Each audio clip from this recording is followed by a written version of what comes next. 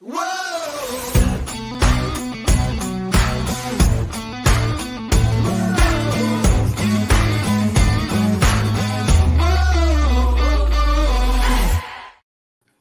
to the What's Our Verdict podcast, where we fashion ourselves television judge and jury. My name is JJ Crowder. I'm here with my co-host, Alec Burgess. Let's get it. We appreciate you tuning in. Go ahead, hit that follow, subscribe, like, bell notification buttons. Hit all those buttons. Tell a friend about us. Tell family about us. Tell a Star Wars fan about us. I'm going to have to reuse that one quite a bit over the next little bit. But, so we're live. It's been a minute. I've been traveling. Finally back, able to do some stuff. We're a day late. Hopefully that won't happen again. But don't at us in the comments. I don't want to hear nothing. Yeah, shit's been weird. Leave me alone. No.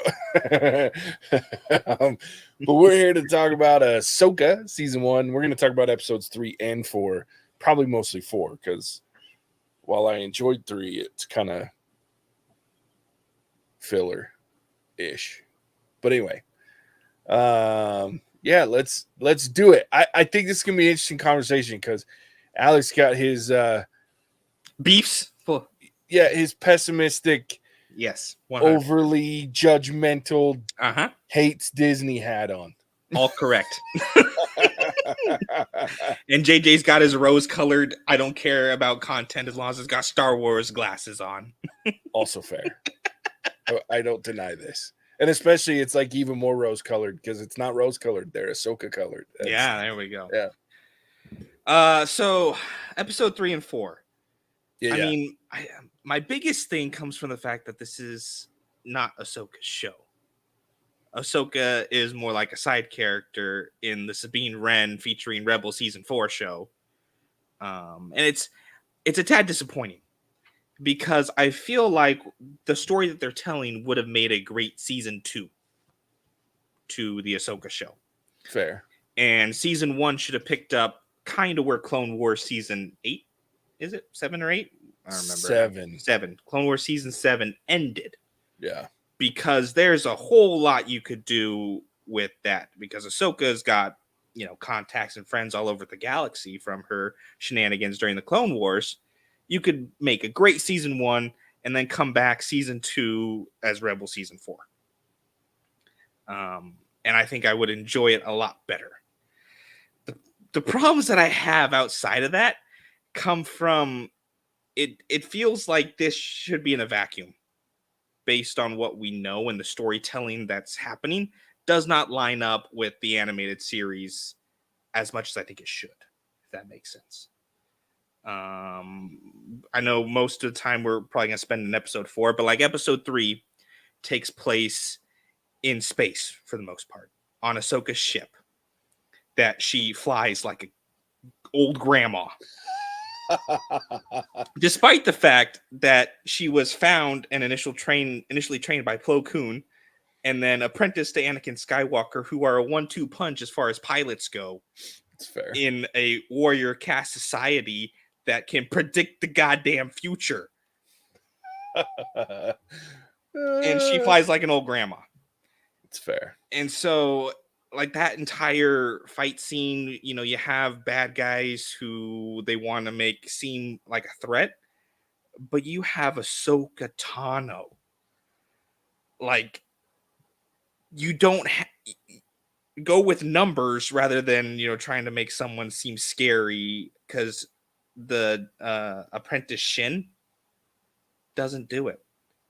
I'm not buying in to the fact that Ahsoka couldn't take down all 6 fighters by herself in her, essentially equivalent of a trash can she was flying around.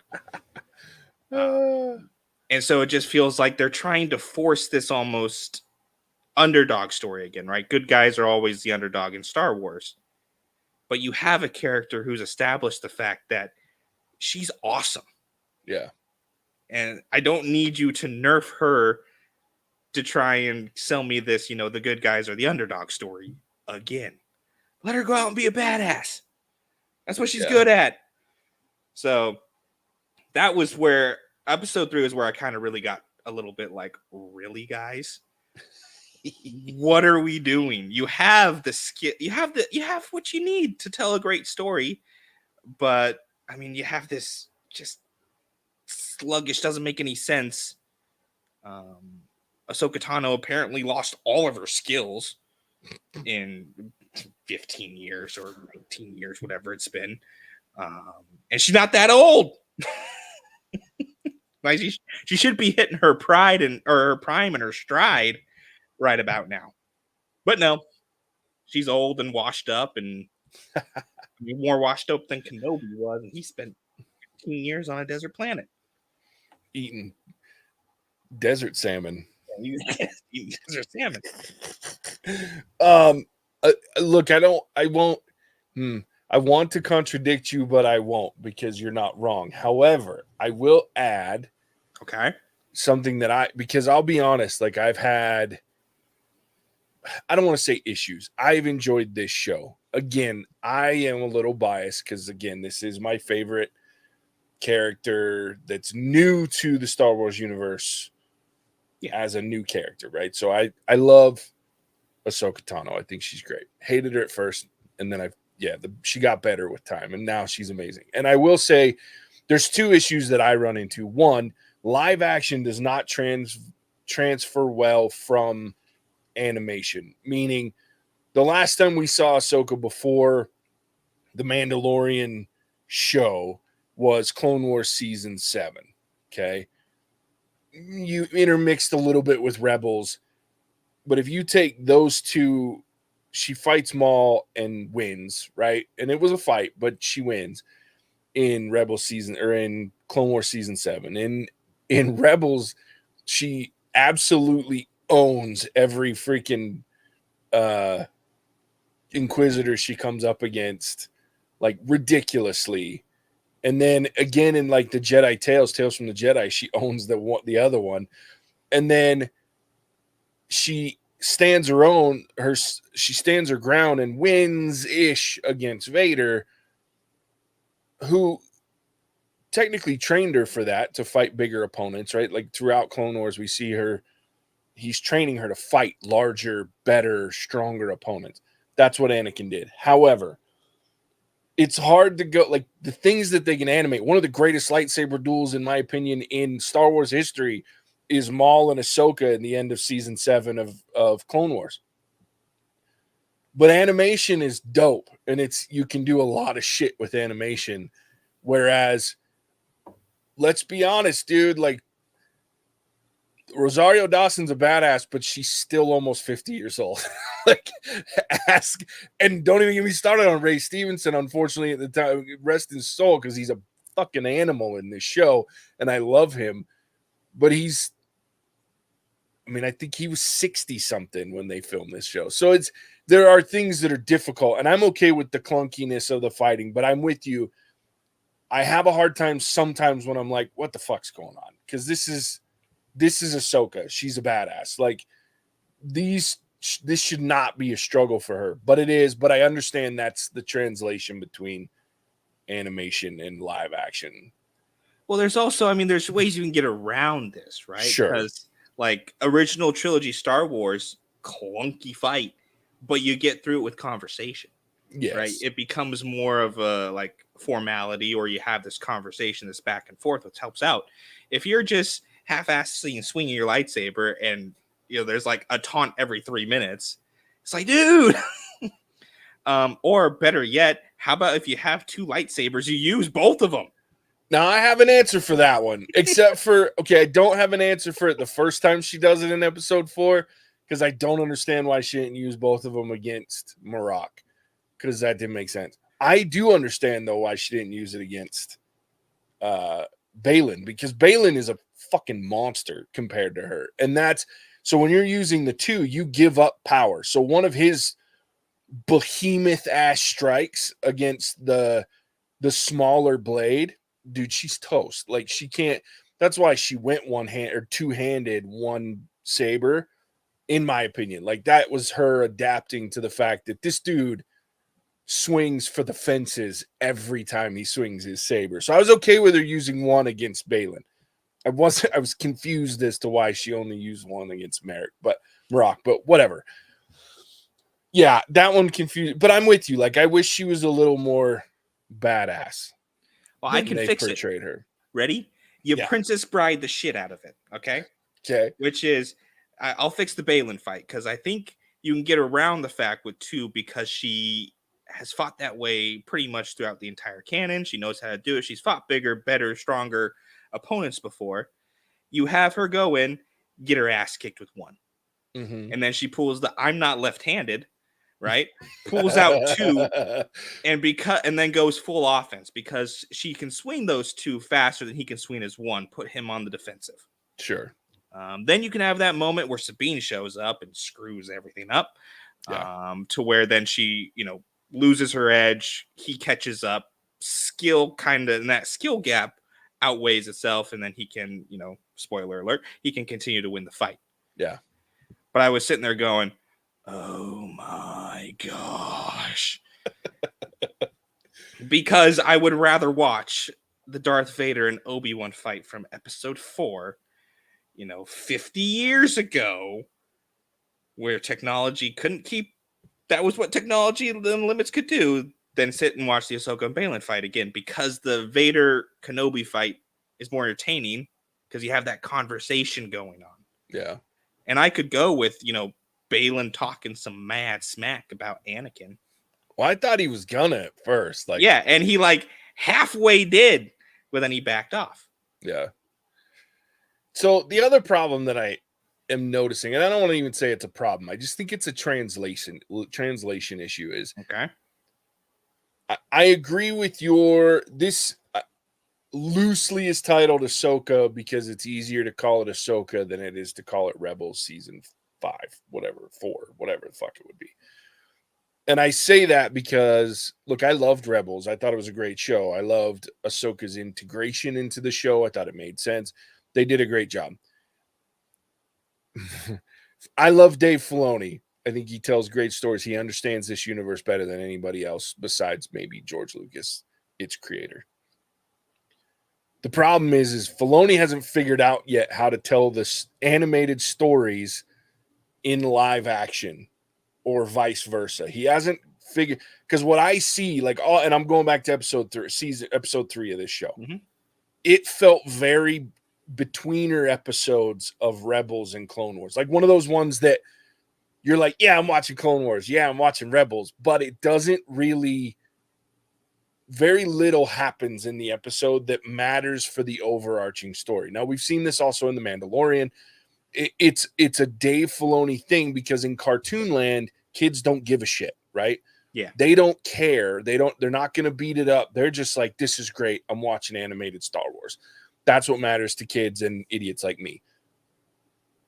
But when I watch a live action show, I have to watch it to a certain degree from a lens of an adult. Like no matter how much I feel like a kid because I'm watching Star Wars, I still have to put on my adult glasses. And sometimes I get frustrated because I still feel like I'm watching an animated show in live action, right? That's what episode 3 felt like to me. The other piece that pisses me off is the whole space thing. Going out in space, like that shit just irritates me. Fucking, it didn't work with Leia. Knock it the fuck off. Like, don't try to make it work. But with spinny Ahsoka. Flip takeout fighter, cool, JJ. Yeah. And it would be, except for she lands on her feet after some flip. I'm like, no, you don't go down. And then all of a sudden she's floating in the vacuum of space like she's stranded. And I'm like, wait, you can't do both. Like she can't flip and land, have her momentum go down and then honor the fact that she would be floating in the vacuum of space if she misstepped. Like, it's just like, I don't, but it goes back to the annoyance of, like, I would have been okay if they hadn't done the Leia whole pull herself in from the vacuum of space thing. And then they did this with Ahsoka, which I'm sure is the thing. Like, she uses the Force to land the weird ass flip, but just don't fucking do it. Just have a dogfight. Why did she have to get out there? Like, I just don't. She's a good enough pilot that she can dogfight in what I'm going to call, or I don't know for sure, but seems to be in the same class as like a Millennium Falcon. Right? Yeah. Well, except Not for the Millennium Falcon had guns other than its fucking bottom and top guns. Like, yeah. why doesn't she have a gun on this ship? Like, Oh, she would have other than modified the rear shit out gun. of this thing Yeah. because of who she trained under, who Yeah. was already always tinkering with stuff. And so, I mean, I think the biggest part for me, like you're saying, is that disconnect almost. Yeah. Because, you know, I was introduced to Ahsoka the same way you were, right? Cartoon, animated, Clone Wars series and everything like that. And, you know, having this almost disconnect now, Ahsoka in live action does not seem to be the same Ahsoka from beforehand. It feels wrong. And I don't know if it's because Dave Filoni may not be in as complete control as, you know, people are thinking. And they're just putting his name on everything because he's earned the trust of the fans. And he's having to deal with, you know, executives pushing him one way or the other. Or if he's just like so sick and tired of, you know, burnt out because he's been churning out Star Wars content like it's candy. Sure. And I think this thing happened to like Kevin Feige with Marvel. Yeah, Feige where with Marvel, yeah, he almost had like a mental breakdown. Yeah. So I'm almost concerned that Dave Filoni is like, I got to get to this Mandalorian movie so I can wrap up this stupid universe. Here we go. Here's 8 episodes. I'm stamping Ahsoka on it now. God. Leave me alone. I don't think it's that. I think my concern with him is, and this comes from episode 3 too. So here's where I'm going to bag on my own people. Okay. So feel free to TikTok this shit. I don't know how long you get, whatever, but I'm going to shit on Star Wars fans, and I can do it because look behind me, fuckers. There are very few that are bigger fans than me. Exactly. And I got my Lego one that I built up here in front of me. So, I mean, there's Star Wars shit. I've watched it all. I've read it all. I've seen it all. Okay. Now, Star Wars fans, Jason Syndulla. Sorry, I'm going back to my extended universe there with Jason Solo. Jason Syndulla gets introduced in episode 3. Adds no value to this story. His appearance, like, he didn't need to be there at all, in my opinion, but he fit in episode 4. This is the most recent. Episode 3 was introduced, and I feel like there's this balance trying to happen where Filoni knows he has to appease not only telling new stories and putting out new content and making it interesting, but he has to anticipate the fucking idiot fans that are going to, where's Jason Syndulla at? Does mom just leave him alone with a babysitter all the fucking time? Quit asking stupid questions. Who gives a shit? The guy's fucking 12 years old at best. Why does he need to be in this show? This is a show about adults doing adult shit. Why does this kid need to be here other than to stroke your fucking balls and say, yes, you're a Star Wars fan and we know you watch the animated series, so you know that he's there. Where is he? You want to see him because it makes your balls feel all warm and fuzzy and tingle. Fuck off. That's not good television. That's not good movie making or writing. I understand why he has to do it. He's got to find a balance between telling a good story and anticipating the dumb shit that psychotic Star Wars fans are going to bring up. And that's the shit that the news fucking outlets are going to talk about because it's the fucking argumentative. It's the fucking shit that everybody wants to read because it's not happy-go-lucky kumbaya. Holy shit, we have Star Wars content and it's new and it's interesting and it's different. No, we got to fucking find reasons to be fucking bitchy and shit on it. So there's my rant. Fuck off, Star Wars fans. I love you. I'm part of your crew. Just stop being ridiculous. Just enjoy the fact that we have Star Wars content. Enjoy the fact that we get to see Anakin at the end of fucking episode 4. Enjoy the fact that, in my opinion, he fucking pulled her ass into the fucking world between worlds. Does that mean it's good Anakin? Is it bad Anakin? We know the Emperor knew about it. We know also, if you've read anything, that the world between worlds, the temple that world between worlds was located in, was moved eventually to what's his face's ship, Thrawn's ship. So was that done before he got fucking teleported to the outer regions? Was that done after? Because that's kind of wishy-washy if it's on his ship, and we now have Anakin popping in out of this motherfucker and pulling Ahsoka in. It's a good way to get her there since she doesn't have a map anymore as well.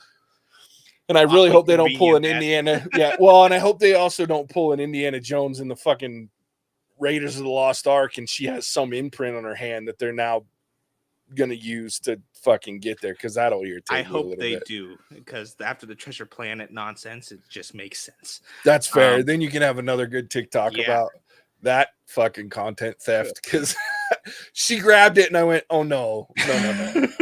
What's that song? Oh no. No. Yeah, that's what I saw. I was like, God damn it.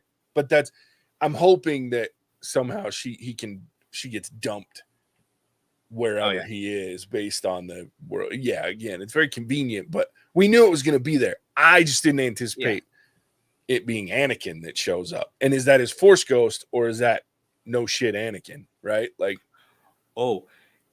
so I'm curious. if I'm the show writers, okay, this is what I would have done. I would have started the season with this. Fair. And then went back in time to how we got there. Yeah. Because think about it, if this dropped in the first 30 seconds of the most anticipated show in recent Star Wars memory, I'm bought in. I don't care what you do. I'm bought in.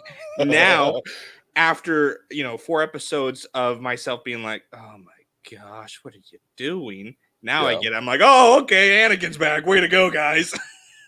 Well, and here's the interesting part about it for me is I love that he's back. But honestly, I don't care as much as I have this interesting story that's building. Ooh. Because what got me was Balin telling Ahsoka that she's just like Anakin, and she's, because I'm like, he's not wrong.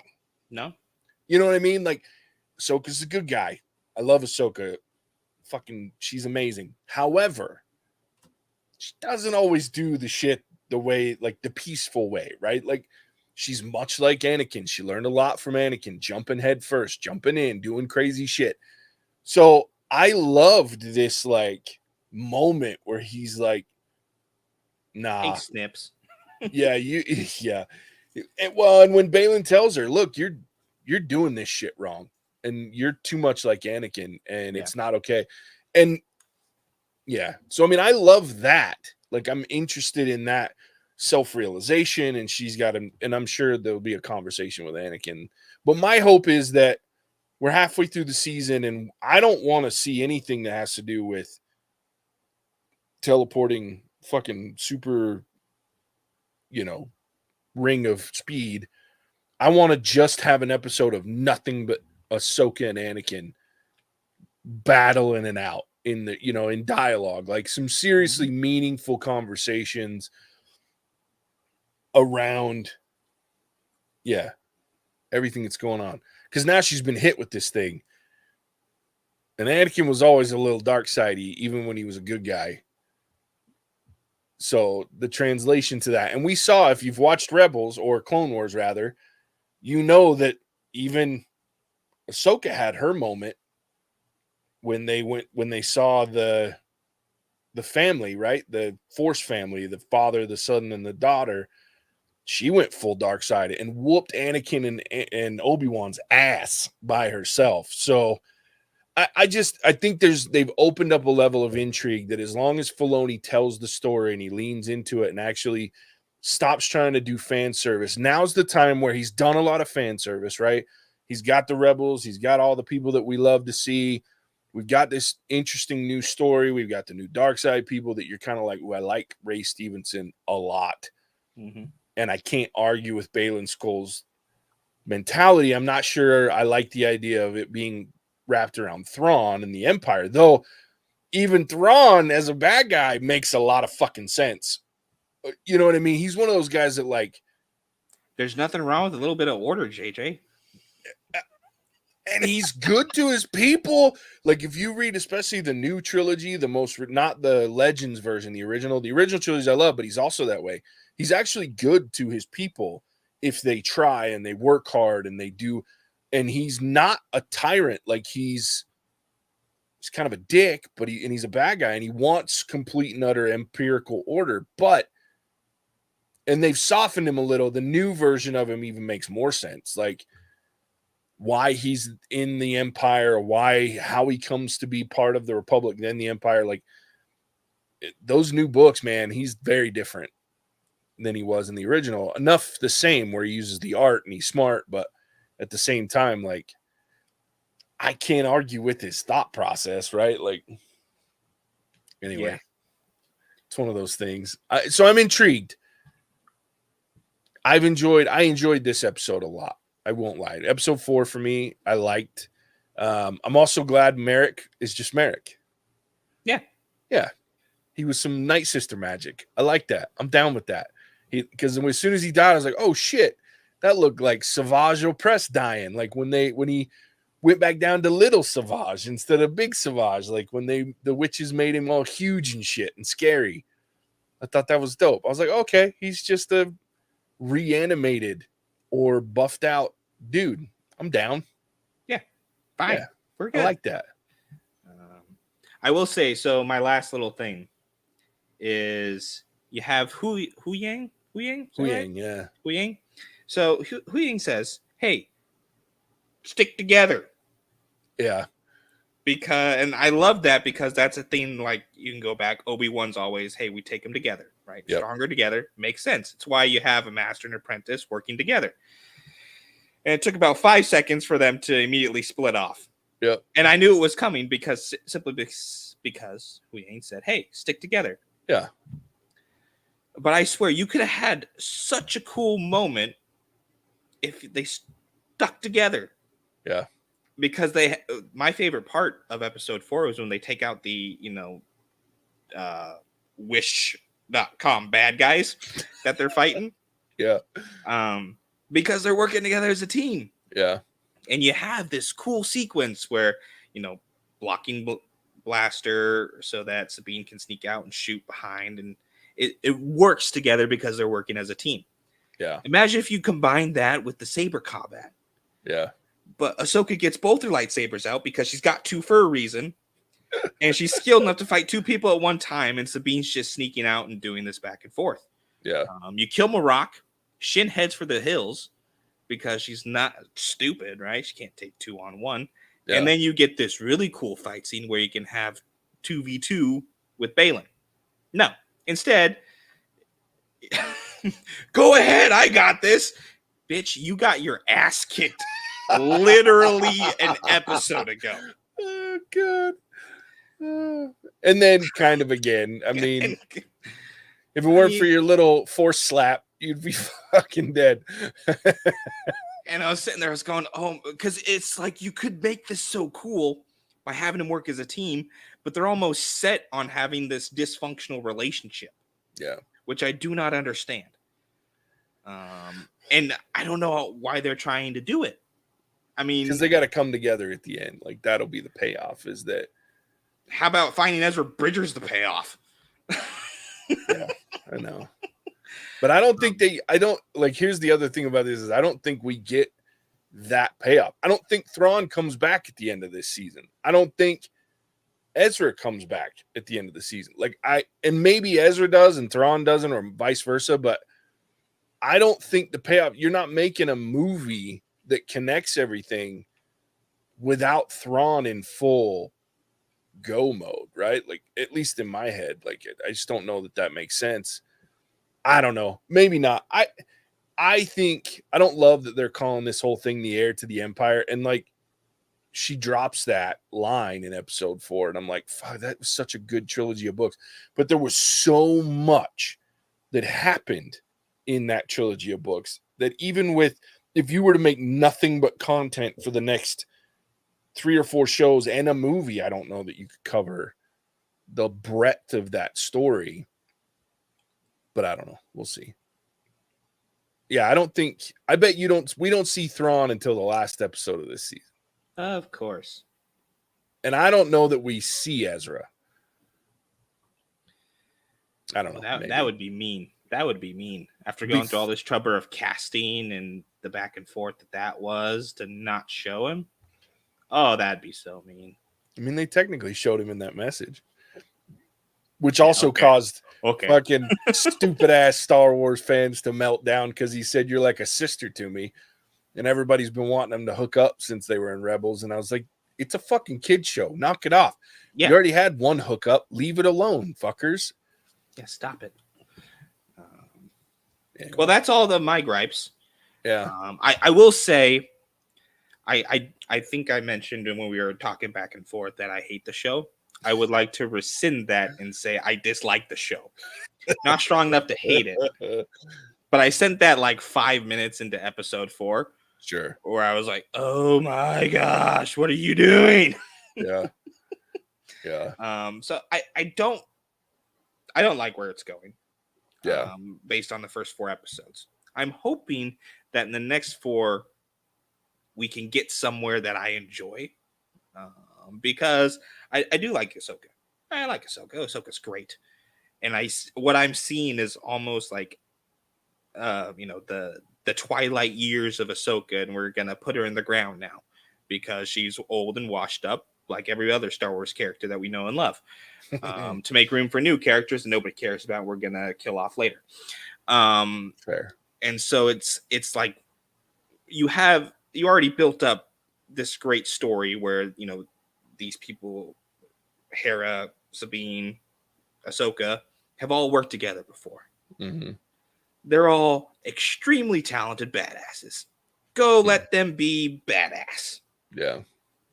And what I'm watching is like the Three Stooges trying to juggle or something, and I'm sitting there going, "Oh, well, I don't need this underdog story anymore." Thrawn's a big enough villain to be like, "Oh yeah, big bad guy," but these 3 can just curb stomp all the little minions until they get to Thrawn. Yeah. Like, I need more curb stomping in my life. Yeah. Though I do love Baylan Skull. But that's partly because I love Ray Stevenson. Like, he's so, like, I just love how fucking calm he is too. Like, the whole time, like the whole fucking time, he's just chill. Like, he just doesn't care. And I like the fact that his character's smart and is thinking shit through, even though he's a bad guy. But I like him. I think he's done great. Ray Stevenson, man, rip. That's too bad that he's gone. So, because I've always liked Ray Stevenson. I will say this too, just to kind of wrap up. I wish, because what I feel like they're trying to do is show that Ahsoka has fed her doubts, right? Like, so she tried to take on Sabine as a Padawan. It didn't work out because Sabine's a pain in the ass, and that's what Ahsoka does. Is she runs when shit doesn't go her way. I mean, that's just fair. I mean, It's what she does. And I'm not saying I disagree with her leaving the order. I'm just saying she leaves when shit gets hard. So, and then we know that there's some level of self-doubt within her because when she meets Grogu, she's like, yeah, I'm not that person. I'm not going to train him. I've already failed at that. But I wish they would have instilled more in the first couple of episodes, the level of doubt that she has. Because if that is the point where she's like, no, I'm not taking Sabine on, we'll go get her help, but she's not going to be my apprentice because I've already failed at that shit and I'm not doing it again, right? Like, that would be more Ahsoka to me. That would make sense as that rift that there is between the two of them, and like the fact that they would go separate, right? Because that would all make a little more sense to me. And then we get to wrap up and watch Ahsoka realize and have, because I feel like that's what Anakin's going to do, is reinforce her ability to say, I am a badass. I got to stop second guessing myself. Because even in the animated shows, she rarely second guessed herself. And that's when shit went wrong for her. But whenever she was like, oh no, I'm fucking Ahsoka Tano, bitch. Like, she ate people's lunch, dude. And that's what, so I know I feel like, I can't say I know, I feel like that's where they're headed, is this confidence booster, and then she's going to come back and go and wreck shit in whatever mystical way she ends up in this new galaxy, right? But either through some old Indiana Jones shit or through the world between worlds. I hope she goes Purgle surfing. Dude, that would be dope as fuck. I did love the freaking live action Purgs. They were cool. The Purgles, like when it comes out of the thing and you get the full whale look, I was like, oh, that's dope. I like that. That was cool. And then like the whole flying between the tentacles and shit. And I did like in episode 3 the weird like World War II kind of like bomber feels of the starships that like Shin Hati was flying or whatever the bad guys were flying. Those were pretty cool design. But there wasn't much else for that. But And then the final message from I forgot, which was stupid of me. I just got done playing God of War, which was set this time in the Norse mythology. And Skull and Hati, dude, do you know who they are? Yeah. They're the wolves that chase the moon and make the sunrise or whatever. I'm like, motherfucker. How did I not catch that these two assholes' last names were Skull and Hottie before now? I'm a failure. You are the worst. Though now we're crossing over. Now we got friggin' old British mythology and we have Norse mythology all combined into one. I don't know what the hell to do with myself. Are we watching Sword in the Stone or are we watching? Yeah, geez. I hope it ends with like a space capsule with all their old mythology landing on Earth, and that's how we get our stories. That'd be dope. The new galaxy they're going to is Earth. Yeah, no kidding. The Milky Way. All right. Well, episode 5 next week. We'll see how that goes. We'll be back on Wednesday, I think, unless some weird shit comes up again. Hopefully, I'm done with weird shit. Never a good thing. I don't want any more weird shit in my life right now. I just want a nice normal week. Okay, Alec, tell everybody where they can find us when they're not watching us live. Happy to, JJ. So first of all, thank you for joining us live as we discussed episodes 3 and 4 of the Ahsoka series. This is fun, guys, because we are on like 2 different sides of the spectrum, and we still managed to have a respectful discussion. So take notes, you politically charged bastards. Anywho, we will be back next week to discuss episode 5, which really could go anywhere at this point. We have no idea. If you want to catch our other content and can't wait a whole week, we do release a new podcast episode every Monday on YouTube, so check us out there. This month has been Indie Films, which was selected by our wonderful patron, The Weird Mind of Alec. I'm so happy that I got to be a part of his Patreon name this time around. It makes me happy. And we thank you for your continued patronage. If you would like to get more involved in the podcast, Patreon is the place to do so. You can find us at What's Our Verdict Reviews. With that, I will send it back to the mauling mastodon, the king of crash, a JJ. Yeah. Thanks, buddy. After we're done being live, I get to tell you the not so nice thing I did to you for October. I hate you. So with that, as always, we appreciate you tuning in. We'll catch you on the next one. Hasta la vista, baby. Cinemagical. Whoa!